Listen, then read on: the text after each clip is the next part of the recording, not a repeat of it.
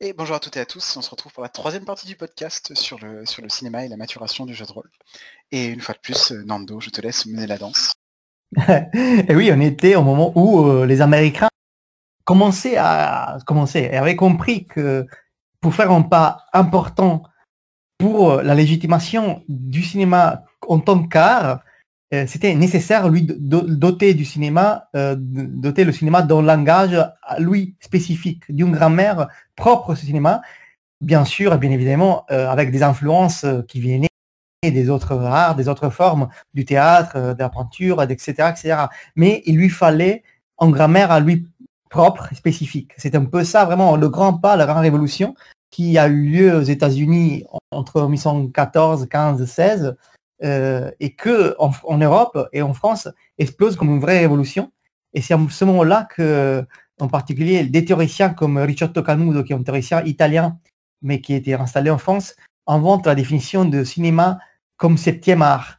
Donc le cinéma c'est un autre art, pas un art comme le théâtre, c'est pas assimilable au théâtre, mais c'est une septième art. C'est-à-dire quelque chose de nouveau, de différent, mais en plus qui va au-delà de tous les autres arts qui viennent avant. Et c'est à ce moment-là aussi qu'il s'y constitue en France en particulier toute une génération de cinéphiles, on peut le dire, d'un groupe de gens qui aiment le cinéma, aiment ce cinéma qui vient des États-Unis avec ses nouveautés linguistiques, parce qu'en ce moment-là, le cinéma américain, ne veut pas dire cinéma américain comme aujourd'hui, mais veut dire la nouveauté d'un art s'exprime avec son propre langage. Et cette génération, qui est une génération de critiques et de théoriciens, mais aussi de cinéastes comme Louis Deluc, Émile Villermoz, Germain Dulac, Léon Moussinac, Abel Gans, Jean Epstein, et donc Martial Herbier, sont à la fois des critiques qui fondent des nouvelles, des revues sur lesquelles ils écrivent, parlent entre eux, fondent des lieux pour parler du cinéma comme du cinéma qu'ils aiment, et appellent ces lieux les ciné-clubs. Donc, ils inventent aussi toute une nouvelle terminologie, notamment ciné-club est un mot qui naît à ce moment-là. Un autre mot qui naît à ce moment-là est cinéphile, comme je vous disais. C'est pour ça qu'il faut vraiment pouvoir l'utiliser ce mot, parce que c'est à ce moment-là que Luc invente ce mot pour définir cette nouvelle figure des hommes et des gens qui aiment ce cinéma, c'est-à-dire le vrai cinéma, le cinéma comme un art qui peut s'exprimer avec ses propres moyens. Ou un autre mot qui naît à ce moment-là est photogénie, par exemple. Photogénique. Le concept d'être photogénique, c'est-à-dire apparaître bien à l'écran et paraître particulièrement capable d'être capté par l'appareil de prise de vue. Donc, il y a toute cette génération des années 20 qui, à la fois, qui est une génération qui se met un peu de travers à l'industrie cinématographique française, théâtrale, comme j'ai essayé de le définir avant, et se noie dans la nouveauté du langage cinématographique et porte ce langage pour ses propres passions dans ces cercles privés, on pourrait dire, de ciné-club, porte la réflexion sur ce langage vers l'avant-garde, on pourrait dire. Et donc, il s'essaye de s'exprimer avec tout ce que la nouveauté du langage cinématographique peut avoir, peut donner, et peut essayer donc de réfléchir sur ça, mais aussi faire des exemples concrets. Donc il y a cette génération, c'est peut-être ça plutôt comparable vraiment au groupe de gens, des rôlistes, parce que c'est vraiment plutôt considérable comme un groupe d'amis qui se retrouvent ensemble et parlent du cinéma, voient le cinéma qu'ils aiment et portent avant avec cette démarche leur propre idée, qui est une idée innovatrice, et c'est cette idée qui finalement fait vraiment le progrès et la maturité, la légitimité du cinéma au fur et à mesure. Alors, je pense pas que... Je sais pas ce que tu en penses, Eugénie, mais je ne pense pas qu'on puisse trouver des groupes qui représentent vraiment, qui seraient l'équivalent des cinéphiles, quoi, en jeu de rôle.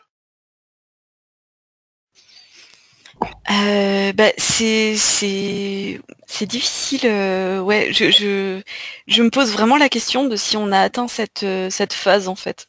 Si peut-être aussi parce que il y a eu ça, je pense. Enfin, la rupture avec le mainstream, le courant mainstream du jeu de rôle. Il y en a eu à plusieurs moments, mais il y a eu notamment la Forge, le fait d'affirmer le jeu de rôle comme un art et de lui trouver des auteurs et d'en faire quelque chose qui soit autre chose qu'un divertissement, d'en faire quelque chose de beaucoup plus sélectif que... alors, c'est compliqué pour nous parce que pour nous, la base du média, c'est un cercle de culture geek qui est une culture populaire. Mine de rien, si on regarde Hollywood, quand même, on peut se dire que la culture geek est devenue une culture populaire. Mais dans le milieu du jeu de rôle, c'est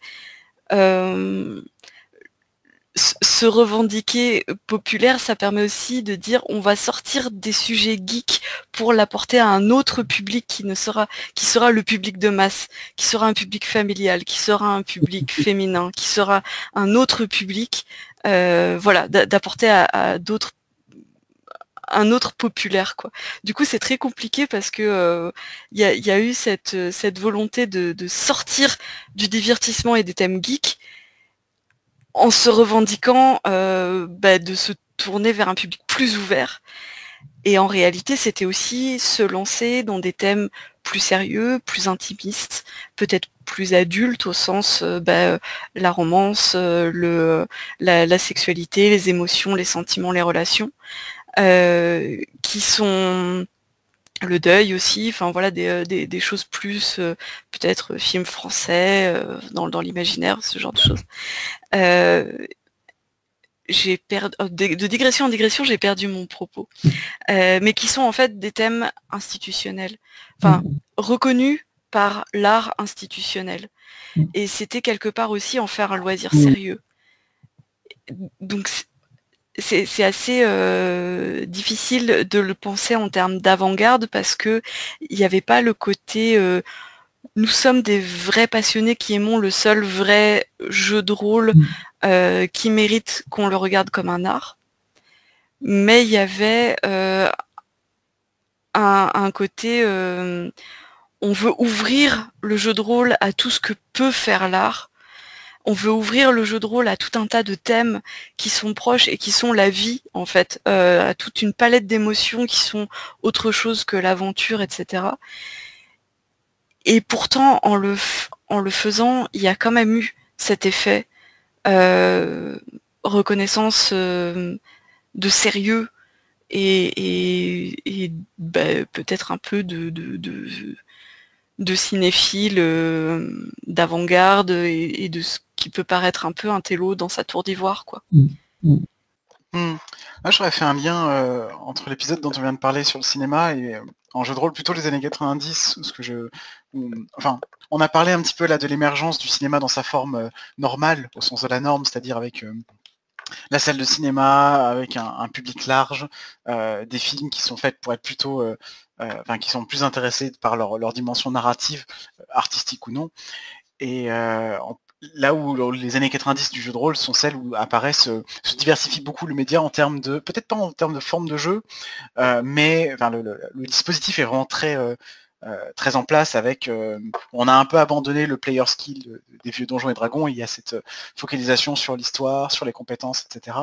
Avec notamment Vampire la Mascarade en 91 qui remplace le meneur de jeu par le compteur, c'est à peu près pareil, mais il y a beaucoup plus cette idée de jouer une histoire intéressante. J'avais dit que Call of Cthulhu s'était déjà fait remarquer pour être un des premiers à demander vraiment à ce que les parties soient narrativement intéressantes, mais Vampire la Mascarade pousse un peu ça plus loin.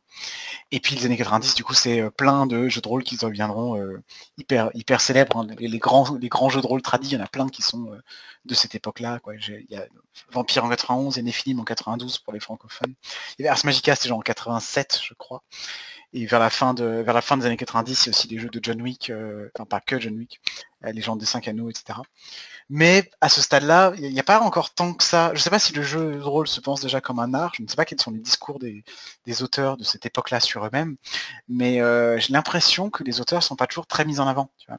Sur les choses comme Par exemple, sur des choses comme Légende de 5 Anneaux ou Sa 8e mer, je savais, je connais le nom de John Wick, quoi, qui est un personnage assez connu. Pareil pour NSMV, je sais le rallier à Croc. Mais il y a pas mal de jeux hyper célèbres de l'époque pour lesquels je suis allé chercher les noms tout à l'heure pour checker, ils me disent rien du tout en fait. Les noms des auteurs de Nephilim, de D3 par exemple, quand je les ai lus, je les avais jamais vus avant, et je pense pas qu'ils aient été très mis en avant. Et je crois qu'il y a ce moment-là en fait, les années 90 sont un moment où la forme rôliste commence à s'être suffisamment posée pour permettre d'explorer pas mal d'autres settings en reprenant, en prenant cette forme-là et en voyant pas mal d'autres choses de ce qu'elle peut faire, quoi. Sans avoir toutefois réussi sans avoir tout à fait réussi à dépasser l'ancêtre dans une certaine mesure, c'est-à-dire que on peut toujours se plaindre dans les années 90, tu vois, que Cthulhu, il y a des listes de descriptions d'armes avec des dégâts différents, subtilement calculés et tout, ce qui relève beaucoup plus de la simulation militaire que du jeu d'horreur, d'enquête horrifique. Et puis j'ai vu des critiques aussi sur Vampire qui disent finalement que l'organisation des vampires dans cet univers-là en termes de clans, quel clan te donne quel pouvoir, est une espèce de réinvention un petit peu des classes, de D&D dans un sens très différent, mais qui donne souvent lieu à des choses assez clunky, quoi. C'est-à-dire que comme ce sont plus juste des capacités, mais aussi des clans d'un point de vue narratif, on se retrouve avec des groupes de personnages hétéroclites qui n'ont pas grand-chose à faire ensemble ou qui sont censés se détester pour des raisons des raisons de clan en fait. Mais mine de rien, il y a quand même je pense que c'est vraiment l'époque où il y a la fondation d'un grand socle commun de techniques, mais surtout d'univers, de grands jeux de rôle tradis. Enfin ouais, la formation du tradit, ce qu'on appelle maintenant le jeu de rôle traditionnel, qui me semble se fonder surtout, se cristalliser à ce moment-là, quoi. Ah oui, alors là pour le coup, on est dans mon angle mort total. D'une culture que j'ai pas connue. Ouais, moi par des on-dit plus qu'autre chose. Hein.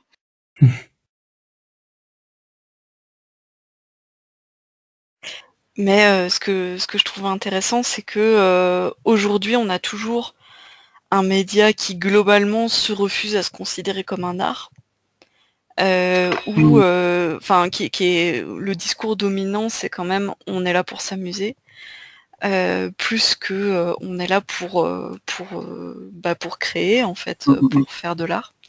Et surtout, je pense qu'on est encore caractérisé comme un milieu où il manque une critique développée, dans le sens une critique qui produit un discours sur le média. On a beaucoup de critiques de l'ordre de la critique conso, pour savoir si tel jeu est bien ou pas, si tel actual play il est à voir ou pas, mais on n'a pas tant que ça ce qu'il y a pu y avoir pour le cinéma, des revues de critiques qui posent un angle fort, des manifestes artistiques, quoi, ce genre de choses. Je trouve que on en a peu finalement, et ça n'aide peut-être pas à penser le média, quoi. J'avais en tête aussi, pour reboucler sur l'histoire, sur l'idée des cinéphiles, la constitution de groupes de cinéphiles, je me demandais pourquoi est-ce qu'il n'y avait pas de choses comme ça en jeu de rôle, et je réalisais qu'il y avait deux différences majeures qui l'empêchaient, à mon avis. La première, c'est que en fait, le jeu de rôle est déjà un média social de base. On a dit qu'il est personnel, au sens où il n'y a pas des grandes salles où on est des centaines à pratiquer le jeu de rôle, mais que c'est plutôt un truc qui se fait chez soi, ou en tout cas en petit comité, quoi, une petite table. Tandis que donc on est déjà dans des groupes en fait, mais des petits groupes. Tandis que le cinéma, j'ai le sentiment que du moment si tu n'instaures pas le ciné-club, si la forme normale ça devient la salle de cinéma, alors il n'y a pas de sociabilisation basée sur le cinéma. C'est-à-dire que tu vas dans la salle avec des inconnus et tu en ressors et vous êtes tout autant inconnus, vous n'avez pas interagi. Donc si on veut des groupes qui vont plus discuter du cinéma, il faut les forger de toutes pièces, quoi, et créer ces fameux groupes de cinéphiles. Je peux imaginer, tu me diras si je me plante complètement, mais je peux imaginer qu'ils émergent de l'envie de certaines personnes de parler de cinéma et de se retrouver pour discuter, échanger autour de ça. Tandis que donc en jeu de rôle, ces groupes existent déjà, mais en même temps, ils pratiquent déjà l'activité de jeu de rôle et ils sont dans des comités réduits qui ne poussent pas forcément à aller chercher autre part pour avoir des discours sur le jeu de rôle. On en a déjà, médias près de soi, quoi. D'une part. Et l'autre part, c'est que le jeu de rôle a plus de mal, je pense, que beaucoup d'autres arts, à former des classiques. Certes, on peut en trouver des classiques, typiquement les jeux que j'ai cités, Donjons et Dragons, Cthulhu, etc. Mais comme il n'y a pas une histoire précise que tout le monde a vue, une narration spécifique que tout le monde a vue et qu'on peut interpréter à l'infini, mais que chaque personne a sa propre partie, il n'y a pas une histoire précise dont tout le monde va pouvoir parler, sauf quelques cas spécifiques, comme par exemple des campagnes du commerce que tout le monde a joué, par exemple la campagne impériale pour Warhammer qui est extrêmement connue, ou les masques de Nyarlathotep sur Cthulhu. Mais il y a très très peu la possibilité d'échanger autour d'un contenu narratif précis qu'on a déjà vu.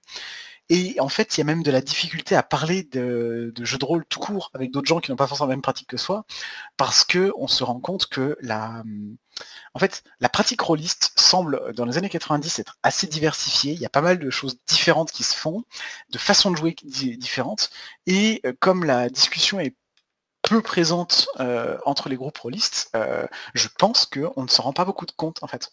Une trace de ça, c'est les Flame Wars à l'infini autour de Vampire la Mascarade, qui est un jeu qui permet de jouer très largement en fait, que l'on joue le drame d'être devenu un vampire et de devoir jouer sa nouvelle vie à mi-chemin entre avant et maintenant, que l'on joue des jeux de pouvoir et des luttes politiques avec les vampires plus puissants, qu'on y voit une espèce de jeu de super-héroïsme où je joue un vampire très fort qui fait des tas de choses et tout.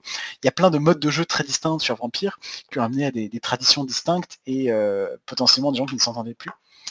Et je pense à un autre truc, c'est le canal Usernet RGFA, un canal de discussion, donc c'était avant les forums, mais qui dans les années 90 a été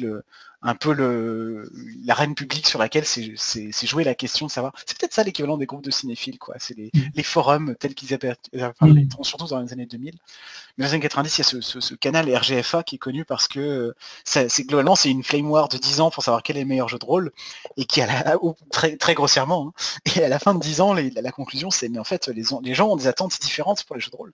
Et notamment, ils ont des attentes qui peuvent être de nature soit ludiste, soit simulationniste, soit dramatiste.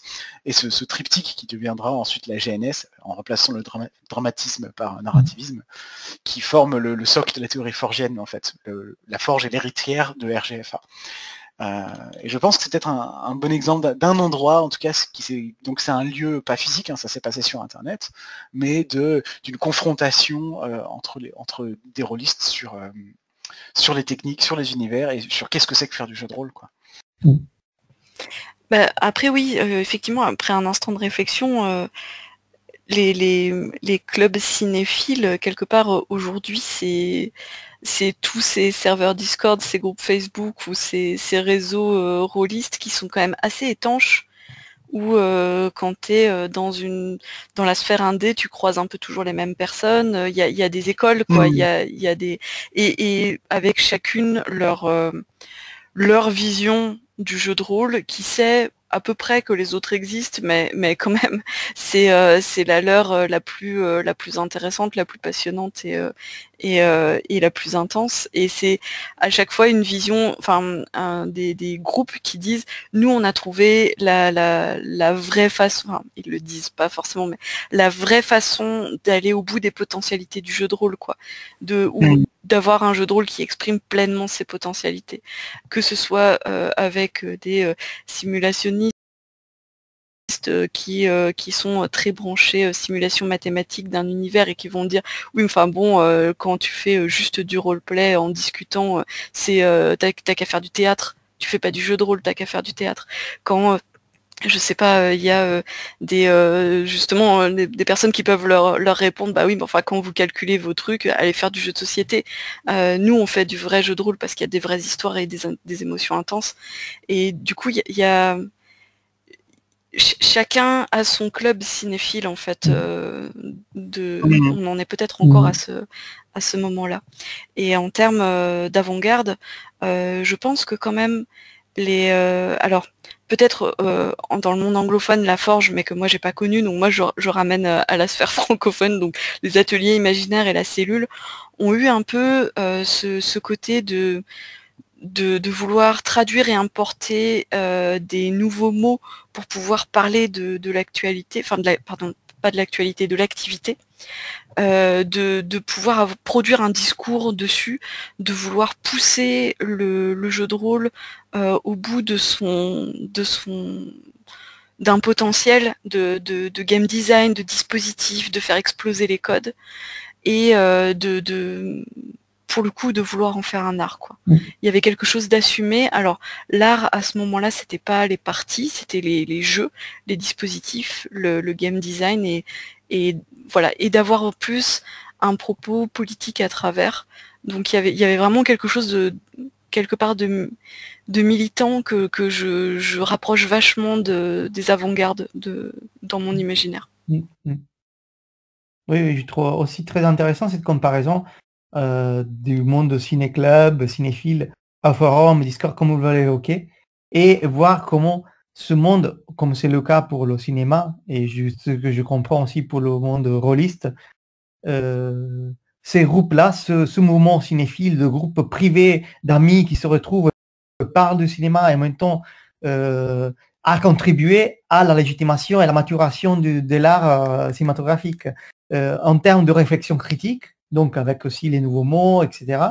Et aussi en termes de création proprement dite, c'est-à-dire que c'est celle qu'on appelle après l'avant-garde pour le cas du cinéma, c'est-à-dire qu'après on crée, on va vers le cinéma qui on veut voir aussi. Donc c'est cette réflexion critique et cet engagement, disons, cet militantisme pratique contribue, qui c'est le moment et le mouvement cinéphile français, européen des années 20, contribue de façon énorme à cette maturation, à cette légitimation. Et c'est très intéressant pour moi qu'effectivement, c'est un peu la même chose qu'on fait aujourd'hui ici, c'est-à-dire le Discord, un groupe, il y a un groupe petit qui réfléchit sur certains aspects. Et voilà, c'est cet élément-là, un élément qui on doit vu en filigrane comme quelque chose qui a contribué, est en train de contribuer à la maturation du monde rôliste, en fait. C'est trop intéressant. Et en comparaison avec le monde cinématographique, qui par contre, dans les années 20, grâce aussi, j'ajoute donc compas peut-être pour avancer la conversation, mais après on peut revenir sur les choses, mais j'ajoute un élément, c'est que dans les années 20, le monde du cinéma, aussi grâce à ce mouvement cinéphile, trouve bien sa place dans les institutions, devient institutionnel. Notamment, il est accueilli par le monde muséal, et pour une première fois dans les années 20, en 1922, je pense, si je ne me trompe pas, mais l'exposition universelle des arts décoratifs dédie des pavillons au cinéma, et c'est quelque chose d'inédit, mais donc ça dit déjà le niveau de légitimité et de maturité qui était désormais reconnu à l'art cinématographique. Donc les années 20, c'est vraiment le moment peut-être où le cinéma rejoint son sommet de légitimation.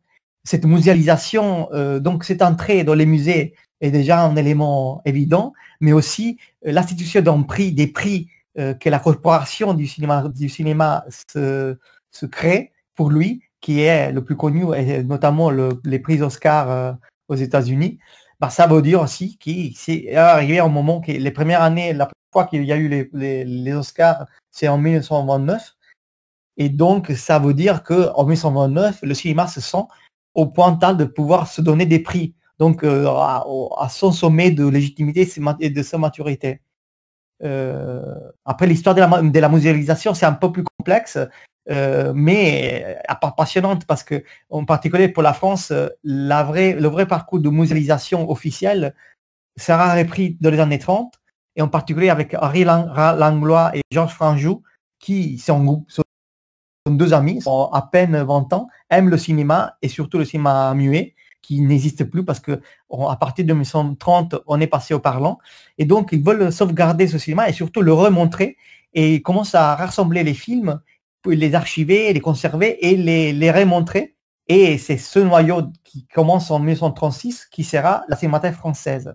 Donc, il y a ce mouvement qui, à partir des années 30, devient vraiment un moment de patrimonialisation du cinéma, qui, dans les années 30, les années 40, deviendra définitif avec la vraie ouverture après du lieu qui est la Cinémathèque française, qui est aujourd'hui à Bercy, mais avant avait été abritée dans plusieurs lieux de la capitale de Paris.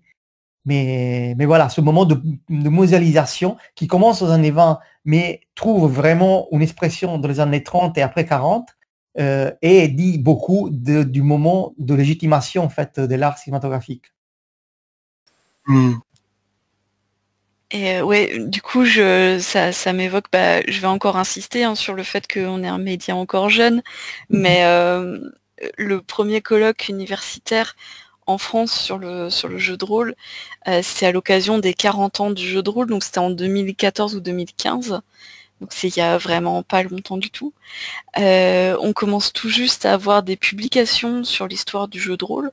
Je serais bien en peine de les citer. Malheureusement, je sais que chez Sico Édition, il y a une collection qui sera dédiée à l'histoire du jeu de rôle, mais j'en connais très très peu en fait.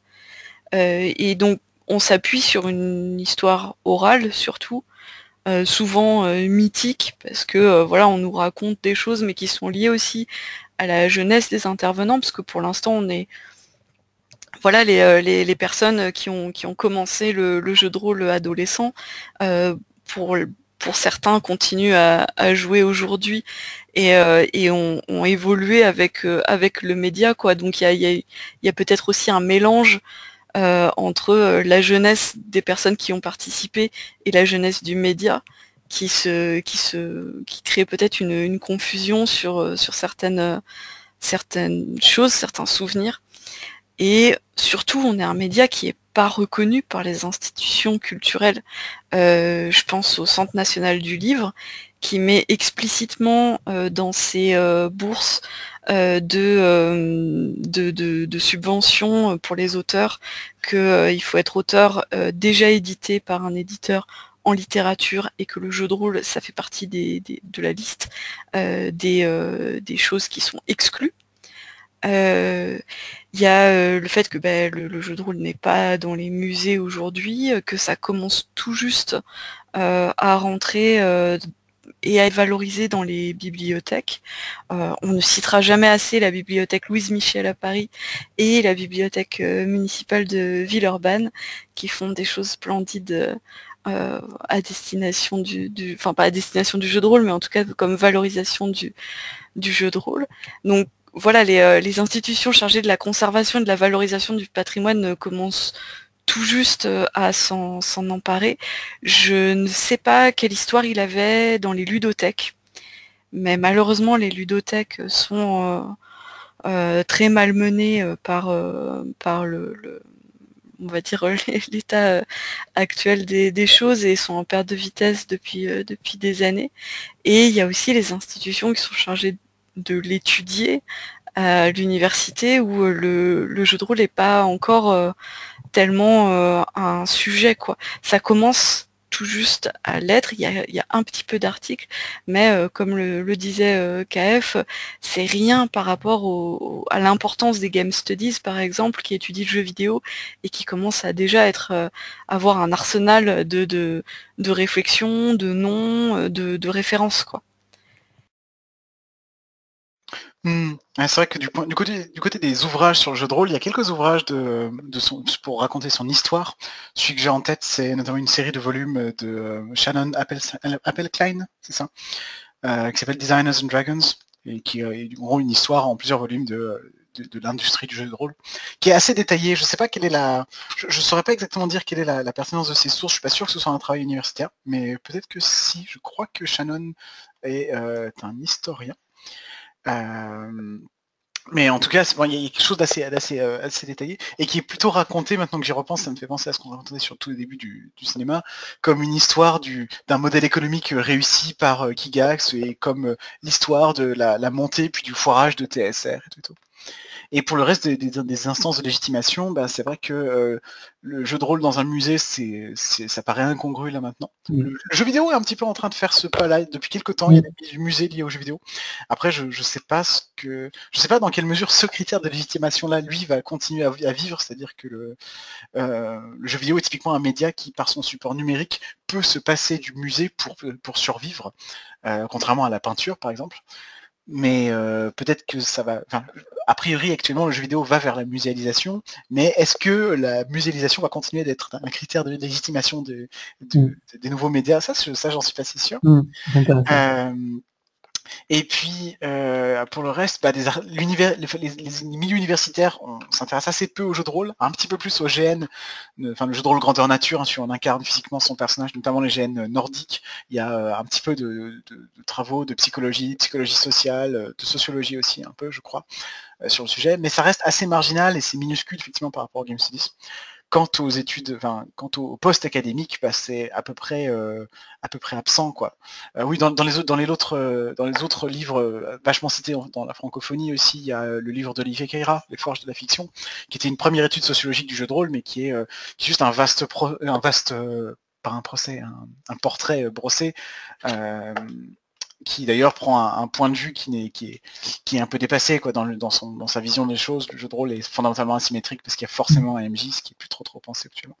Et il y a aucun, à ma connaissance, aucun ou aucune maîtresse de conférence en jeu de rôle ou avec un bagage scientifique lié à ça, quoi. Et il n'y a pas d'enseignement du jeu de rôle comme on pourrait enseigner au moins un bout d'histoire du cinéma dans les classes au lycée ou autre. On en est encore très loin, quoi. Enfin, je sais pas si ce stade-là arrivera un jour ou l'autre. On n'est pas obligé de vouloir réaliser ce rêve mainstream du jeu de rôle, mais en tout cas, le fait est de constater que c'est pas là, quoi, pour le moment. Après, vas-y, je t'en prie. Non, pour nuancer un peu cette espèce de là, légende dorée sur la patrimonialisation du cinéma qui est dressée, et aussi pour vous rassurer un peu, deux précisions. Déjà, aussi pour la question du cinéma, même s'il y a eu des gens, des académiciens qui sont intéressés très tôt au cinéma, par exemple Bergson a écrit du cinéma en 1905, mais il y a nombre de cas.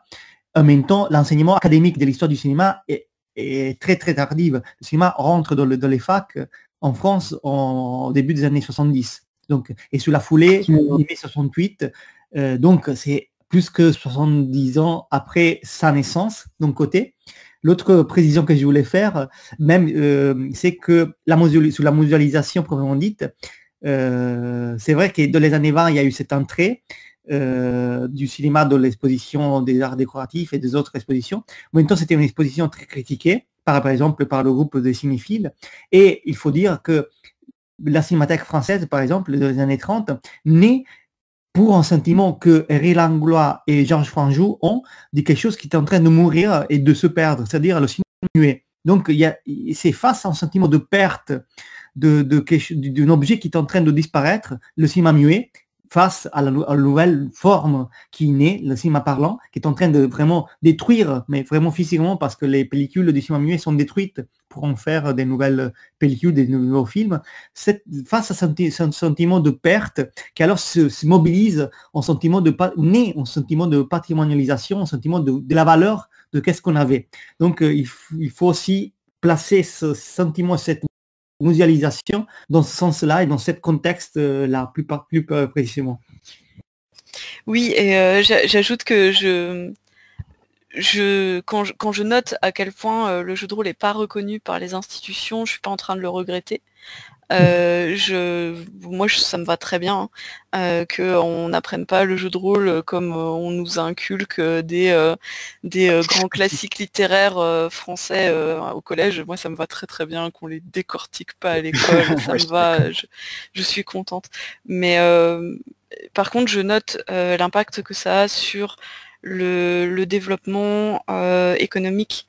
Et quand on parle de culture, si on se coupe, enfin là on est un milieu qui est coupé des subventions en fait, on a des auteurs qui sont très peu professionnels dans le sens qui vivent très peu de leur métier, des auteurs et des éditeurs et enfin toutes les personnes des illustrateurs qui participent à la production des jeux. Peuvent en faire leur métier ou vivre à plein temps de cette activité parce que justement il n'y a pas de résidence d'artistes par exemple, il n'y a pas d'intervention en milieu scolaire qui sont rémunérées, il n'y a pas ce genre de choses où l'institution permet de financer en fait permet de soutenir un statut qui n'est pas rémunéré par le droit d'auteur ou qui n'est pas rémunéré par les ventes. C'était juste ça, voilà.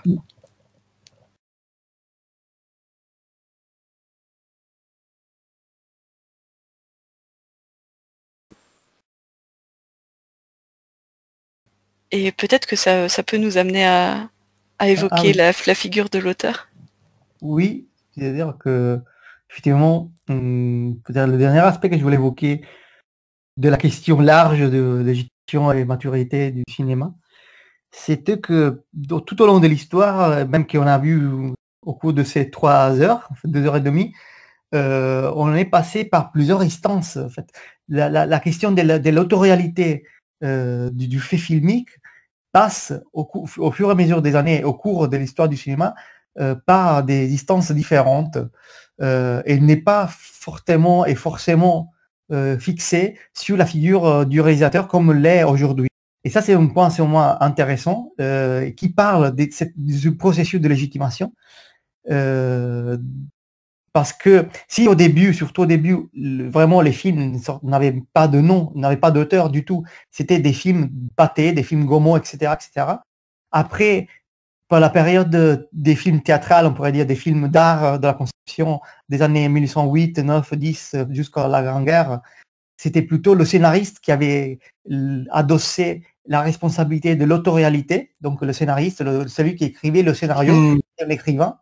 Après, il y a des périodes différentes et c'est vraiment les mouvements. Par exemple, pendant les avant-gardes, surtout les Allemands, c'était le directeur de la photographie qui avait un grand rôle autoriel auquel évidemment était reconnue la responsabilité autorielle du film, alors que pendant les années d'or d'Hollywood, des années 40, c'est surtout le producteur qui impose certaines règles très strictes à tout le reste de l'équipe, et au metteur en scène en particulier. Et on appelle ça le strong producer, c'est-à-dire le producteur qui impose des règles même au scénario. Un cas célèbre est par exemple le film Autant emporte le vent, qui est réalisé par Victor Fleming, mais le producteur, David O. Selznick, est reconnu comme son vrai auteur, en fait. Donc, c'est assez impressionnant comme au fur et à mesure de l'histoire du cinéma, cette responsabilité du film, de l'objet artistique qui après sort de la machine, de l'industrie, passe par des figures différentes et entre autres le réalisateur, mais c'est vraiment presque une figure secondaire et ça sert seulement, ça peut-être une histoire un peu déjà plus connue, ça sert seulement la génération des cahiers du cinéma, donc de la nouvelle vague, des gens qui se retrouvent autour du critique André Bazin, et donc qui écrit sur les cahiers comme Truffaut, Godard, Romer, etc., qui après vont faire aussi des films. Tout d'abord, sont des personnes qui réfléchissent sur le cinéma. C'est eux qui établissent, avec une expression célèbre, la politique des auteurs, définissent définitivement que le vrai auteur d'un film est le réalisateur. Et donc, ils vont aussi étudier rétrospectivement toute l'histoire du cinéma et à redonner la place d'auteur à tous les cinéastes, tous les réalisateurs qui jusqu'à ce moment-là étaient restés dans l'ombre d'autres figures, notamment la figure plus emblématique que cette génération redécouvre est celle d'Hitchcock, qui remet à l'honneur comme un vrai auteur, il célèbre comme le vrai auteur, le vrai artiste. Et c'est à ce moment-là, donc on est vraiment dans les années 50, 60, que naît l'idée sur laquelle aujourd'hui on est totalement centré. Aujourd'hui, on suit totalement cette idée que le film est l'œuvre d'un réalisateur. C'est une œuvre collective, bien évidemment, mais surtout c'est l'expression d'un homme ou d'une femme qui est le réalisateur. Alors que jusqu'à ce moment-là, cette distance d'auteur était partagée parmi d'autres figures. Alors que pour le monde du rôle, moi je me demande, c'est qui vraiment qui a la responsabilité les personnes qui jouent, la personne qui mène le jeu, la personne qui a inventé le jeu, donc qui a donné les règles à la base. Voilà, c'est effectivement, c'est toute une question que je pense que peut se poser dans votre univers. Ah, on se la pose et c'est tout autant le bazar, hein, pour le coup. Bah, j'imagine. Eugénie, tu veux répondre ou j'y vais? Vas-y, je t'en prie. Ouais, bah, je vais reprendre un peu tes propres notes en fait. Mais on a effectivement beaucoup de façons différentes de tirer l'auteur du jeu de rôle. Et alors, premièrement, bon, il faut voir ce qu'on appelle auteur ici. Est-ce que déjà on parle d'un auteur vraiment au sens artistique de quelqu'un qui donnerait une vision? Alors j'aime pas trop cette idée, mais c'est vrai que elle est assez populaire.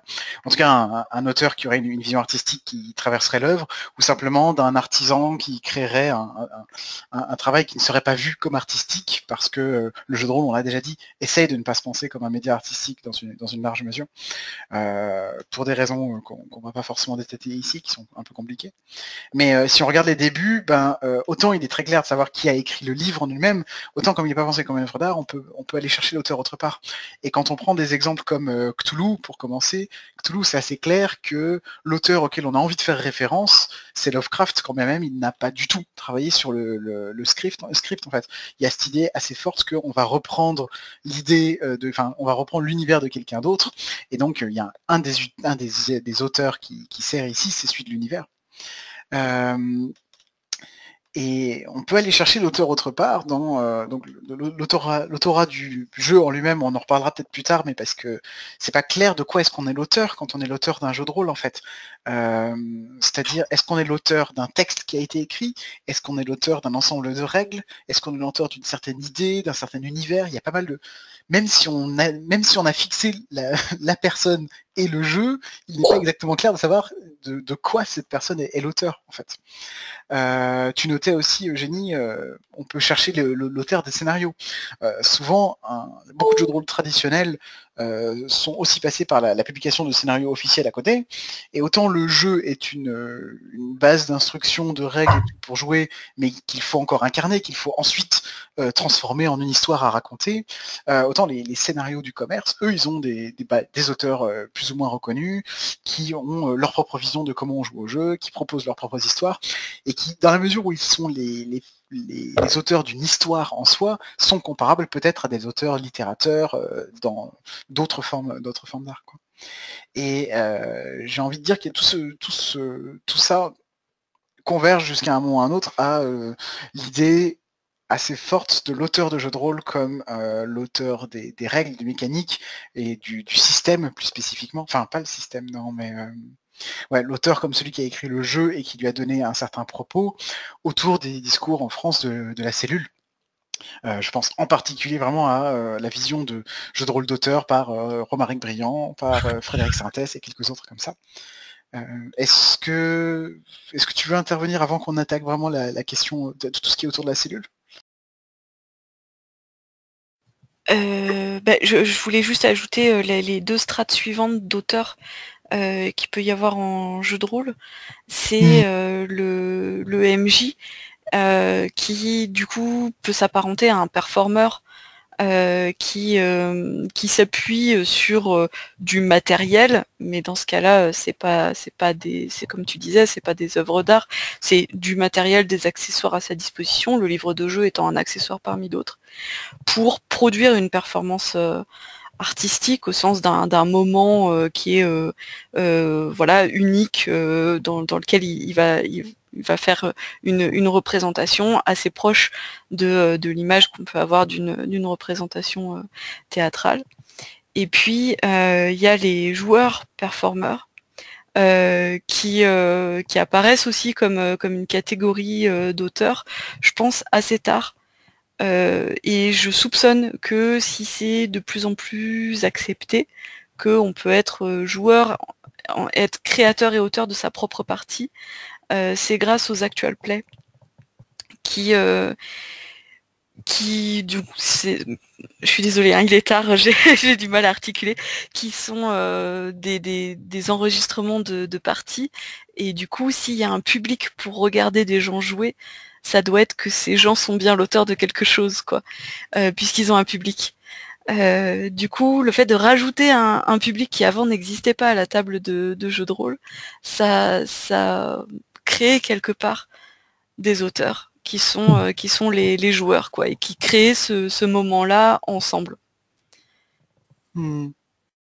C'est vrai que j'allais les citer un petit peu après, mais en fait, rétrospectivement, quand on regarde par exemple le jeu de rôle des années 90, à moins qu'on suive trait pour trait un jeu de rôle, un scénario du commerce, l'histoire racontée, elle l'est souvent par le ou la MJ, et donc par une personne qui se fait autrice de l'histoire. Mais c'est vrai que j'ai une question aussi compliquée qui est... on parle d'auteur, mais de quelle œuvre en fait? C'est-à-dire qu'avec le cinéma, on a l'air d'être à peu près d'accord sur le fait que l'œuvre du cinéma, c'est le film. Mais même en jeu de rôle, c'est pas clair. Et typiquement, il y a au moins 3 objets différents dont on a parlé là maintenant, qui sont le jeu au sens de la base, c'est-à-dire le livre en lui-même, le scénario, donc l'histoire qu'on va raconter, et la partie en tant qu'expérience en elle-même. Mais on peut même aller un peu plus loin en disant les mécaniques, en se disant ce qui est important dans le jeu, dans la base en elle-même, c'est pas exactement le texte en lui-même, mais c'est la façon d'y jouer et les règles telles qu'on les quand elles fonctionnent ensemble et qu'elles produisent un certain effet. Et je pense que cette vision-là est vraiment celle que Romaric, la cellule, a voulu défendre en fait. Romaric et d'autres, je vais le prendre comme fer de lance de toute cette mouvance-là, qui a voulu affirmer, et je pense que le parallèle avec les cahiers du cinéma est assez, je pense qu'il est assez aigu, en ce que il y a vraiment cette idée que ils vont mettre en avant la place de l'auteur du livre comme quelqu'un qui transmet un propos, une idée extrêmement forte.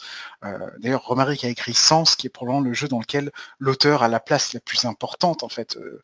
Il y a une espèce d'auteur personnage qui s'adresse au lecteur dans Sens de façon très étrange et qui affirme très clairement ce jeu-là comme un jeu d'auteur. Je crois que la notion de jeu d'auteur a été très importante pour la cellule. Alors, je réalise que on parlait de l'histoire du jeu de rôle à un niveau international, et là, j'ai centré sur la LCU, la partie francophone, donc je vais un peu faire comme Eugénie, en fait, je vais me limiter à la partie francophone que je connais mieux.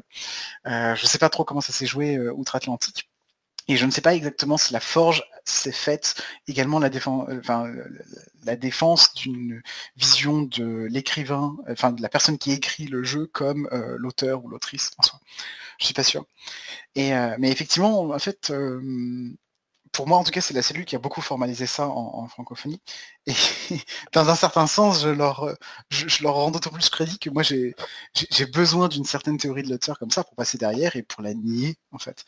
Et le mouvement qui est celui dans lequel on est un peu, toi et moi Eugénie, c'est celui du tous auteur, tous autrice, quoi, où on va nous, notre mouvance personnelle, ce que j'appelle performativisme, c'est celle dans laquelle on affirme que la partie est l'œuvre et non pas la base, non pas le jeu, non pas les règles non plus. Et que la partie, donc l'objet, enfin l'œuvre en elle-même change complètement de type d'objet. En fait, ça cesse d'être un objet, comment dire, un objet formel transmissible qui serait soit un jeu, donc matériel, enfin soit un texte, donc quelque chose de plutôt moins matériel, soit des règles, donc des idées, mais dans les deux cas des choses qui se transmettent facilement. Et ça devient des œuvres éphémères, performatives, non reproductibles, et ainsi de suite. Donc on change de registre en fait comme type d'œuvre, et donc fatidiquement comme type d'auteur et d'autrice. Et donc voilà, non seulement on a du mal à savoir qui est l'auteur, mais en plus on sait même pas vraiment qui est l'œuvre non plus. Et à la fin, tout ça est d'autant plus intéressant, et c'est vraiment des questions sur lesquelles moi j'invite tout rôliste à se placer, parce que ce sont des questions qui sont également extrêmement réflexives. Selon la conception que j'ai de qui est l'auteur ou l'autrice dans le jeu, je change les parties que je produis, je change les jeux que j'écris. J'imagine... je vais citer une partie qu'on a faite avec Eugénie, et en jouant des trucs comme ça, on se place vraiment dans l'avant-garde. La partie s'appelait Dungeons and Dragonflies, et c'était un mix entre des trucs inspirés Donjons et Dragons et un jeu de rôle de poésie très étrange qui s'appelle Dragonfly Motel. On avait fait un mix sans dire comment on mélangeait les deux, et on a pendant le jeu inventé les règles en s'inspirant de ces deux bases-là. On les a mixées, et en fait découvrir comment est-ce qu'on jouait, découvrir comment on allait faire pour articuler tout ça, était le jeu en soi. Et on n'y rejouera pas, ça va pas être formalisé, publié, et ainsi de suite. Et en faisant ça, on se place non seulement en auteur de la partie au sens de l'expérience jouée en elle-même, mais également auteur et autrice du dispositif en lui-même. Donc en fait, on n'a pas encore fini d'établir exactement quelle est l'œuvre, qu'est-ce qui est délimitable par la partie du jeu de rôle en elle-même, qu'est-ce qui est délimitable comme autorat, et même sur l'objet, si je reviens encore sur la question de la base, donc la base une fois de plus, hein, c'est le livre de jeu, c'est le jeu de rôle au sens matériel de l'objet livre qui te dit comment tu y joues. en fait, est-ce que la base est un jeu de rôle? Même ça est une question bizarre et différente. La notion de jeu de rôle est très très très variable, parce que ça va aller de jeux de rôle traditionnels qui se contentent de simuler un univers extrêmement vaste avec énormément d'encyclopédies, où on peut jouer plein de choses, mais dans lesquelles c'est suffisamment large pour qu'il n'y ait pas une proposition précise qui se distingue, et on va plutôt considérer par exemple le MJ, la MJ, ou bien l'auteur, l'autrice des scénarios, comme les gens qui créent vraiment le jeu, parce que c'est la situation concrète dans laquelle sont les personnages qui créent l'ambiance, enfin qui crée la spécificité de cette expérience-là de jeu. Ou alors, à l'inverse, si on regarde un jeu typiquement forgien avec une proposition beaucoup plus restrictive, spécifique, comme Polarist, PHL, où on joue des chevaliers tragiques dans un royaume voué à la perte, et ben à ce moment-là, on a beaucoup plus l'idée de se soumettre à un auteur ou une autrice qui a déjà créé le jeu et qui nous invite dans son expérience que l'on va traverser, quoi. Donc la question de savoir qui est l'auteur ou l'autrice dans le jeu vidéo, enfin, dans le jeu de rôle, pardon, elle est d'autant plus importante qu'elle est immédiatement réflexive sur les pratiques rôlistes. Je peux aller voir un film au cinéma et n'avoir aucune théorie sur l'auteur, et c'est pas grave, ça va changer mon regard, mais ça va pas changer l'œuvre. En jeu de rôle, l'idée que je suis auteur, autrice d'une partie change radicalement mon rapport à l'œuvre, en fait. Bien sûr, ouais.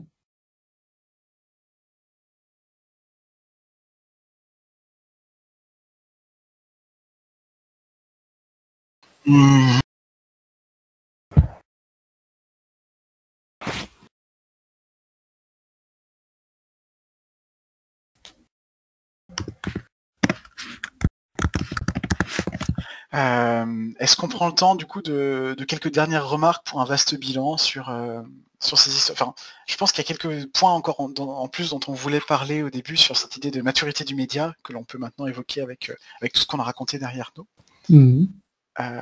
Puis donc encore quelques remarques, quoi, puis on va bientôt avoir fini, je pense. D'accord.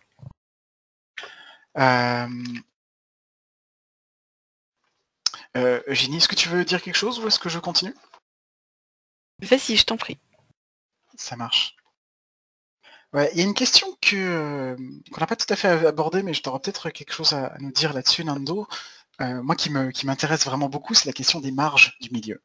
Ce que j'entends par là, c'est qu'on peut toujours distinguer, il me semble, dans un média, en tout cas dans un média aussi centralisé et connu que par exemple le cinéma ou même le jeu de rôle, en fait, ou, centralisé, peut-être pas le bon mot, mais les gens qui connaissent le jeu de rôle connaissent pas mal de jeux de rôle. Encore que.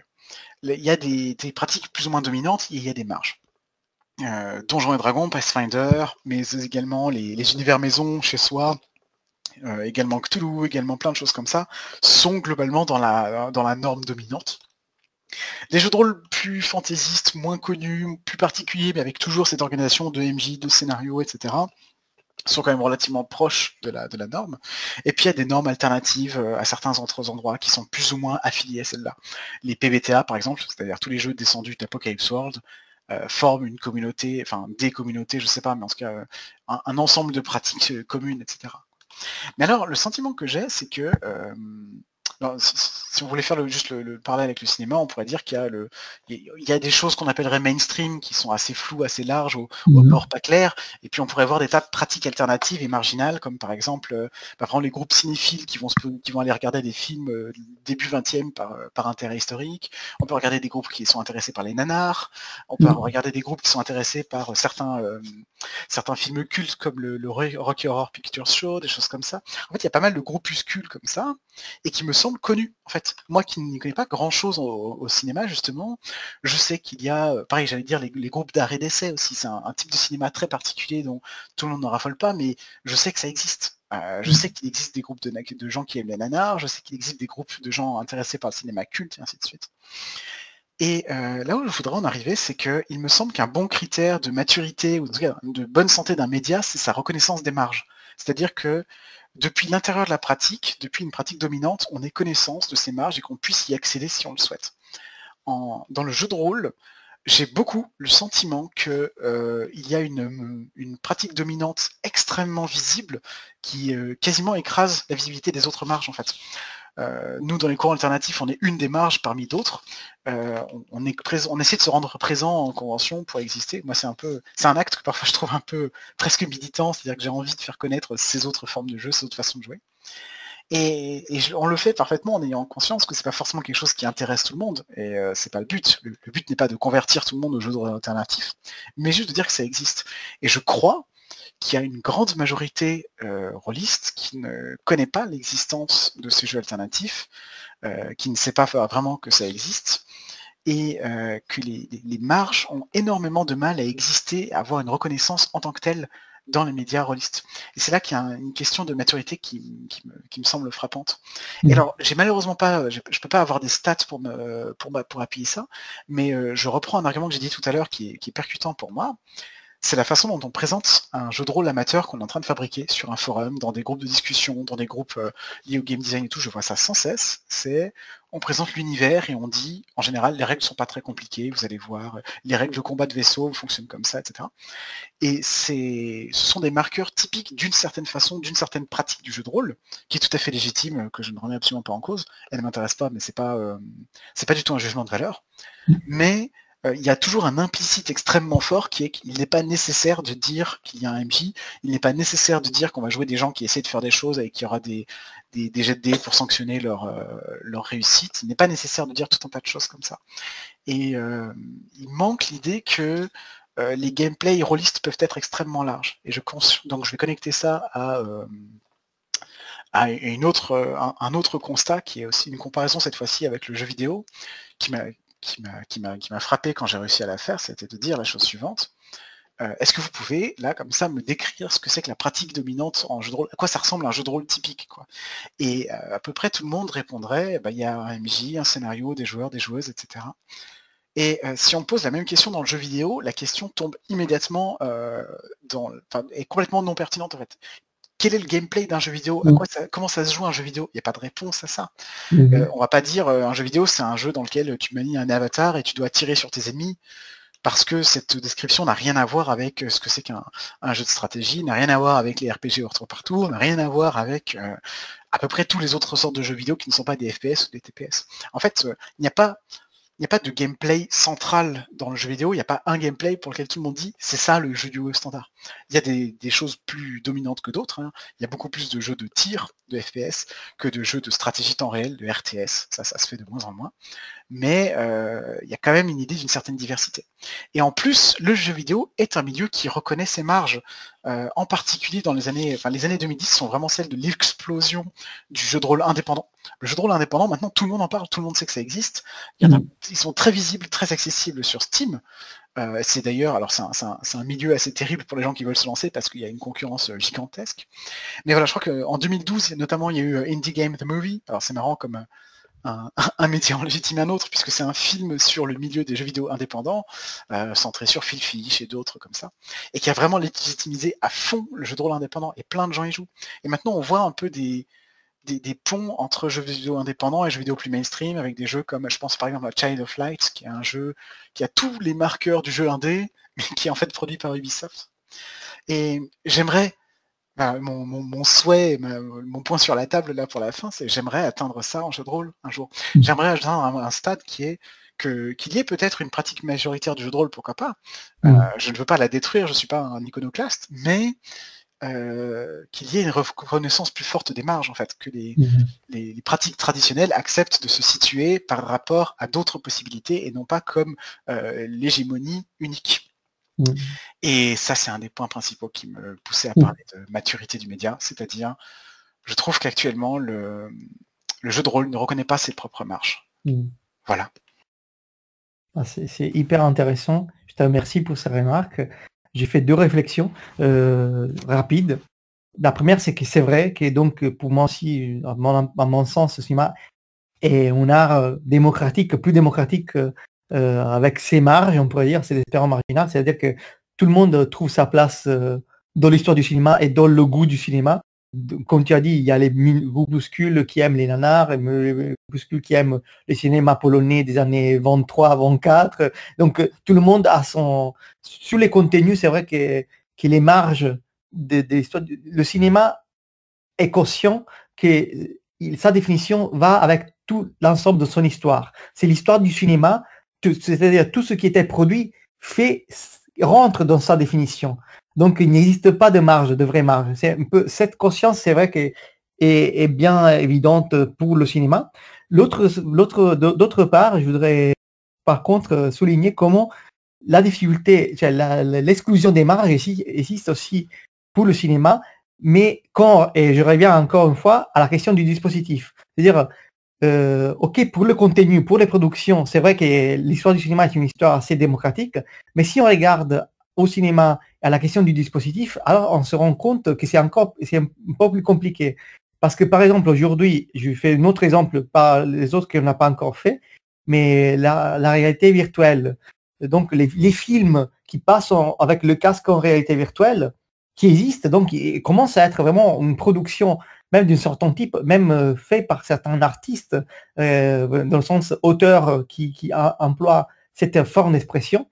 Bah, cette forme qui ressort du dispositif cinématographique qu'on a dit, qu'on a défini, bah, il a du mal à se faire accepter par le monde du cinéma. Donc le marge, moi, dans l'histoire du cinéma, je les assume, je les considère pas autant au niveau du contenu, de la production des films, pour on dit, de l'histoire des films, mais dans l'histoire des dispositifs différents de celui dominant qui se met en place.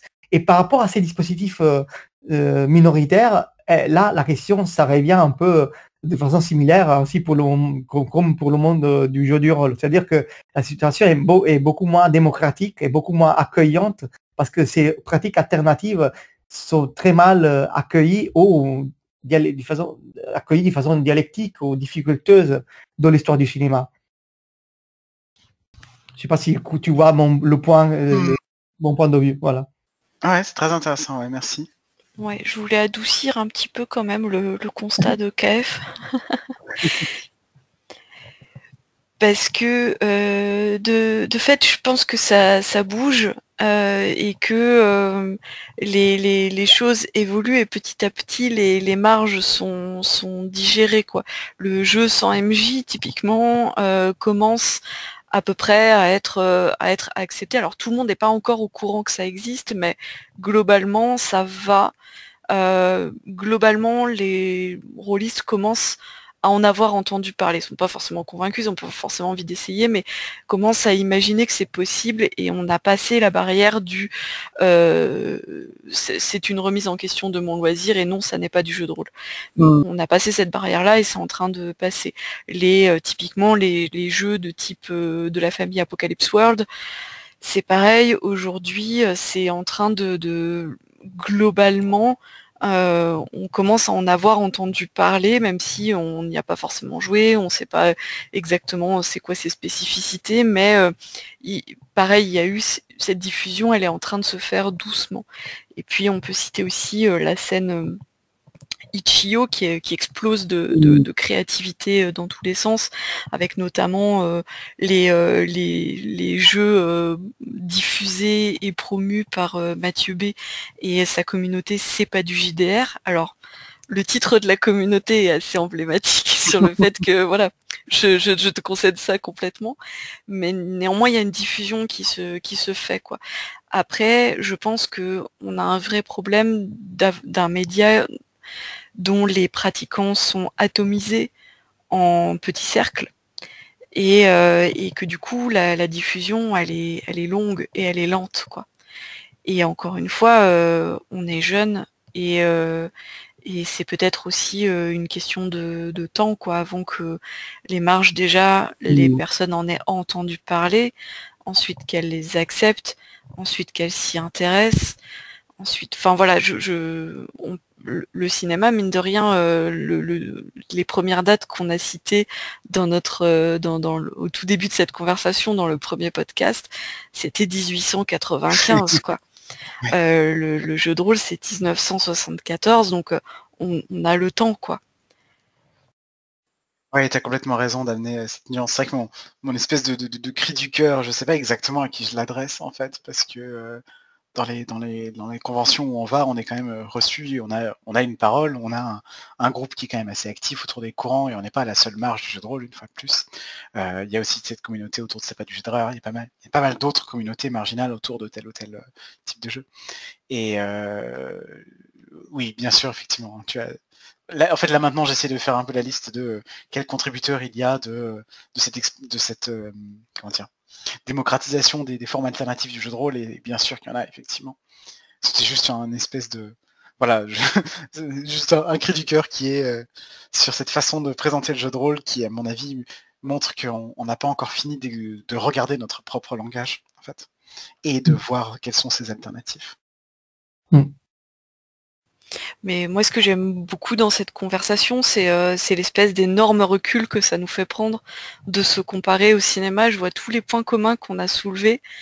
Et déjà, je trouve que ça nous dit que notre média, il n'est pas unique, il n'est pas spécifique, il est juste en construction, en fait. Il est en train d'avoir son histoire, il est en train de se cristalliser et de se redéfinir et réinventer aussi au fur et à mesure de ses ruptures.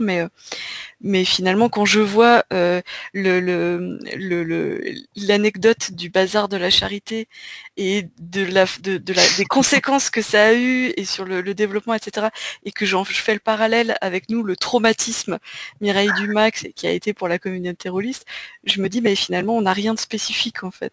On n'est pas le jeu n'est, enfin le média n'est pas ni maudit ni choisi, quoi. Il est juste comme les autres, il est juste un peu plus jeune et on aura le temps de notre développement, quoi.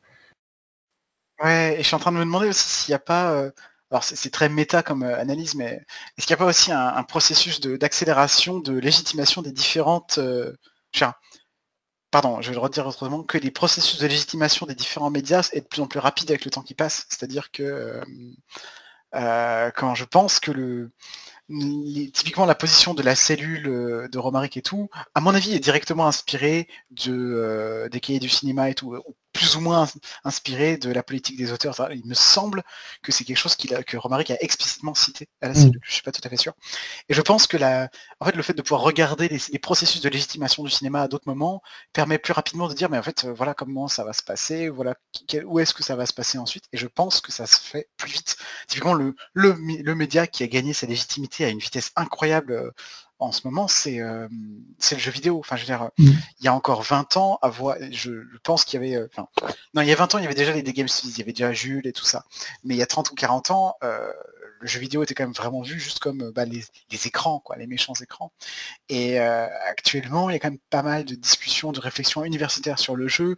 On admet totalement que ça peut être une œuvre d'art. Enfin, on admet totalement. Ça dépend de l'âge de la personne qui parle, mais enfin, c'est essentiellement la bataille est déjà gagnée, quoi. C'est assez évident pour beaucoup de gens que le jeu vidéo est un média très riche, très large, avec toute une dimension artistique et créative, et ainsi de suite.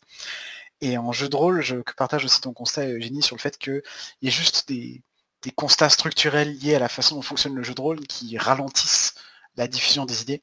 L'idée qu'on peut simplement jouer dans un groupe fermé avec assez peu de contact avec une masse pour discuter, le fait que aussi pour jouer à un jeu, il faut déjà une sacrée logistique en fait. La plupart des jeux demandent pas une seule partie mais plusieurs, donc on va y passer longtemps, tandis qu'un film, on se procure le film, ça prend 2 heures pour le voir et puis il est vu, quoi.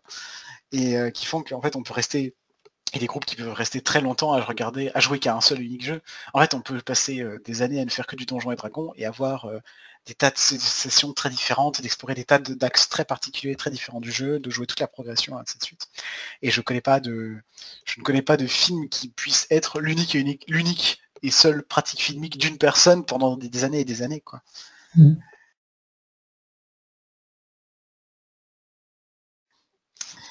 Et en plus de tout ça, en plus de tous ces processus qui se ressemblent et qui ont des similarités, même si on a parlé des différences aussi, il me semble qu'on est actuellement aussi face à un moment de transformation pour tous les médias, face à Internet et aux nouvelles technologies depuis 20 ans à peu près. Et le jeu de rôle est aussi en train de se réinventer à travers ça. Je parlais tout à l'heure du coronavirus. Je suis sûr que le virus aura vraiment un impact non négligeable sur le jeu de rôle parce qu'il aura précipité énormément le passage à... Enfin, énormément, je sais pas. Il faudrait mesurer l'impact, mais il aura vastement précipité le passage au jeu de rôle dématérialisé parce qu'on est enfermé chez soi et que si on passe par le vocal et par Internet, on peut jouer ensemble. Et il y a plein d'outils qui sont en train de se créer, d'apparaître. Roll20 c'est déjà has-been, maintenant tout le monde est sur Mirror et ainsi de suite. Et je pense qu'on n'a pas fini de voir la recréation du média rolliste sur Internet et sur les nouvelles technologies. Et le cinéma, on a évoqué Netflix et la crise autour de ça actuellement. Je pense que tous les médias, en plus de leur processus habituel, sont en train de se redécouvrir en ce moment, quoi. Oui, c'est vrai. Il y a un musée à Rennes qui fait découvrir ses œuvres par des vidéos, par exemple. Tu vois, on passe. C'est marrant, tout à l'heure on parlait du cinéma comme vecteur pouvant faire passer la culture, le théâtre et tout. Ben là maintenant c'est YouTube qui fait passer. YouTube sert à la vulgarisation scientifique, YouTube sert à découvrir des musées pendant le confinement, plein de choses comme ça. Oui.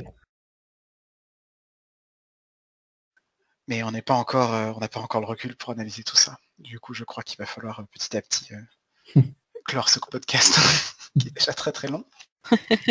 C'est ça, on se revoit dans 30 ans pour faire un petit bilan. Ouais. Ça marche. Est-ce que vous avez une dernière chose à ajouter ou est-ce qu'on en a à peu près fini avec tout ça maintenant? Moi j'aurais une question, mais si vous avec une promesse de réponse rapide. Mais peut-être c'est une question vraiment basique et qu'on aurait dû poser au début, mais c'est à ce moment-là que j'ai à l'esprit. Vous pensez pas que la difficulté aussi pour le monde de rôliste de s'affirmer, de la maturité, de la légitimité, donc de la reconnaissance, c'est lié à ça et à son immatérialité. C'est-à-dire que le fait que le cinéma, c'est une expérience, mais c'est aussi lié à un objet qui est l'objet film. Et même, on pourrait dire, les jeux vidéo, finalement, c'est une expérience, mais c'est lié à quelque chose de matériel. Alors que dans le monde réaliste, la matérialité, oui, est dans le script, mais comme on a dit, c'est pas forcément là qui se passe vraiment tout la définition de l'objet. Donc cette immatérialité peut être aussi une des raisons ou un axe pour lequel regarder, voir comment vous jugez cette immatérialité face à la question de la légitimité et de la maturité. Mais je pense que c'est même pire que ça. Ah, C'est-à-dire que c'est pas une simple immatérialité où on se dit qu'on pourrait filmer les gens qui jouent et on comprendrait quand même ce qui se passe. C'est que globalement, si on veut vraiment comprendre ce qui se passe dans une partie de jeu de rôle, il faut participer. C'est un peu comme regarder des gens qui dansent. Ça nous fait pas comprendre ce que c'est que danser. En termes de sensations, en termes de voilà, on a accès à une partie de l'expérience, mais pas à tout. Et le jeu de rôle, c'est quelque chose qui est fait pour être pratiqué. Enfin, moi, c'est comme ça que enfin voilà, c'est ma vision du jeu de rôle, mais c'est une pratique. Et du coup, ça rend la transmission, l'étude encore plus difficile, quoi. C'est-à-dire qu'il faut en faire. Il faut le pratiquer pour comprendre ne serait-ce que ce que c'est. Moi, je n'étais pas forcément d'accord sur la matérialité, mais c'est effectivement un sujet compliqué dans lequel on va pas trop se lancer. Mais typiquement, beaucoup de jeux de rôle traditionnels ont vraiment basé, ont basé tout un pan de leur vente sur la beauté des livres. En fait, des gros livres avec une couverture cartonnée, des belles illustrations, ainsi de suite. Et avec l'idée qu'on va vendre tout autant aux rôlistes qui vont jouer qu'aux collectionneurs, en fait. Et dès les débuts, en fait, les premières éditions de Donjons et Dragons, elles se vendent dans des boîtes. C'est pas des livres, c'est des boîtes, parce qu'elles incluent notamment les dés particuliers. Et les dés avec des formes spéciales, c'est vraiment un fétiche du jeu de rôle. Avec l'écran, tu vois, l'écran et les dés, c'est des éléments d'intrigue et qui souvent reviennent dans ce que recherchent les gens quand ils ont entendu parler de jeu de rôle. Et actuellement, en fait, le jeu de rôle est plutôt dans un processus de dématérialisation, quoi. De plus en plus, à chaque fois qu'il y a un nouveau jeu de rôle qui passe par Kickstarter ou quoi, il y a de plus en plus de demandes pour qu'il y ait aussi une version en PDF, qu'il y ait aussi des versions en e-book, et ainsi de suite. Donc, le jeu de rôle se dématérialise, mais il a eu toute une dimension très matérielle et il continue d'avoir. Dans une certaine mesure, par contre, dans un autre, c'est vrai que là aussi c'est devient plus compliqué, c'est que si tu acceptes une vision forgienne, cellule, avec des jeux dont la nature profonde c'est d'avoir un système et des mécaniques spécifiques, alors le problème c'est qu'on ne sait pas du tout c'est très difficile à transmettre. Et par exemple, c'est quelque chose qui n'est pas bien. Un exemple de ça, c'est que c'est pas du tout protégeable par le copyright. On peut copyrighter un texte précis, une illustration précise, mais le concept, l'idée d'une mécanique, c'est actuellement pas possible. Voilà, donc sur la légitimation et tout ça, je ne saurais pas trop faire un commentaire, mais le rapport du jeu de rôle à la matérialité est assez complexe en fait, et c'est vrai que comme on a cette fierté que le jeu c'est surtout une conversation, c'est dans notre tête, c'est visualisé, c'est pas trop, c'est pas un spectacle justement. Toi, tu parlais de spectacle au début dans la diffusion du cinéma. Le jeu de rôle n'est pas un spectacle, a du mal à l'être quoi, et il commence à l'être via les fameuses actual play enregistrées, potentiellement un peu scénographiées et tout, mais il ne l'est pas par nature quoi. Donc plutôt que de parler de matérialité, ouais, j'aurais parlé de la partie spectacle.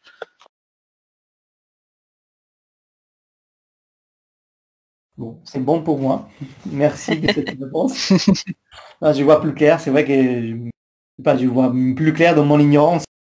Et en même temps, tu vois, ce qu'on t'a dit, c'est démenti aussi par le succès des actual play qui refont du jeu de rôle un spectacle en fait, où c'est des parties qui sont filmées, mises à disposition sur YouTube, sur ce genre de plateforme, ou enregistrées et qui sont écoutables en audio comme des fictions radiophoniques. Et moi j'en écoute beaucoup et j'adore ça, donc je suis pas du tout de bonne foi quand je dis il faut participer pour comprendre ce que c'est que de jouer, c'est n'importe quoi. Mais disons que pour expliquer à quelqu'un qui n'a jamais fait de jeu de rôle, lui montrer un extrait d'une partie, ça n'a aucun sens en fait. Ça a très peu de sens. Et je voudrais en profiter, je voulais dire ça en conclusion, parce que ça tombe bien, on arrive à la fin, pour vous inviter à aller voir cette vidéo alors sur la chaîne YouTube de la cellule de Fabien Hilvine qui présente son loisir préféré. Et c'est super parce que il vous présente le cinéma. Il présente le cinéma à un public qui n'aurait connu que le jeu de rôle, en essayant d'expliquer l'expérience du cinéma, mais du coup il n'a pas les termes pour en parler, etc. Et notamment il montre à la fin un extrait du générique de James Bond sur un tout petit écran tout pourri, et il dit bon voilà, c'est extraordinaire, voilà, vous avez un bon aperçu de ce que c'est que le cinéma. Et en fait c'est souvent ça, la façon dont le jeu de rôle est montré, alors que ce soit dans une émission télé ou dont on essaye d'en parler à des gens qui connaissent pas dans notre entourage, c'est on explique en quelques lignes de dialogue, on essaye de raconter un bout de partie, ou éventuellement on montre des personnes qui jouent. J'avais vu ça dans un documentaire sur les geeks. On montre des personnes qui jouent, mais il y a juste une séquence de 15 secondes avec quelqu'un qui dit je sors mon couteau, j'ai un couteau ou pas, et ça n'a aucun sens. Qu'est-ce que si t'as jamais joué, tu te dis mais qu'est-ce qu'ils font, et du coup je trouve le parallèle et le renversement très très bien fait. Je vous invite à aller voir cette vidéo, elle est rigolote, elle dure 4 minutes et elle est très bien faite. Merci pour... Ouais, pareil. Et oui, merci à vous deux pour vos interventions, c'était très intéressant. Merci à vous de l'invitation et de la conversation. C'est vraiment très intéressant pour moi aussi. Merci beaucoup, ouais. Et puis bravo aux auditeurs, auditrices qui sont allés jusqu'au bout des 3h30 de podcast. Je pense qu'on aura fait à peu près. Ah oui. Si vous avez des retours sur l'histoire du jeu de rôle, sur des inexactitudes, sur les choses en plus que vous voudriez dire, n'hésitez pas à investir. Alors les commentaires de la vidéo c'est une chose, mais en plus si vous voulez venir discuter sur les cours alternatifs, Ginny et moi on est dans le coin. Moi je serai là pour en parler, faire le service après-vente si vous voulez. Et puis voilà, ce n'est pas une histoire finie, c'est juste une petite étape parmi d'autres. Oui, the end. Ouais, pour le moment. C'est pas le cas. C'était que... Allez, au revoir. Au revoir, bonne nuit. Bonne nuit.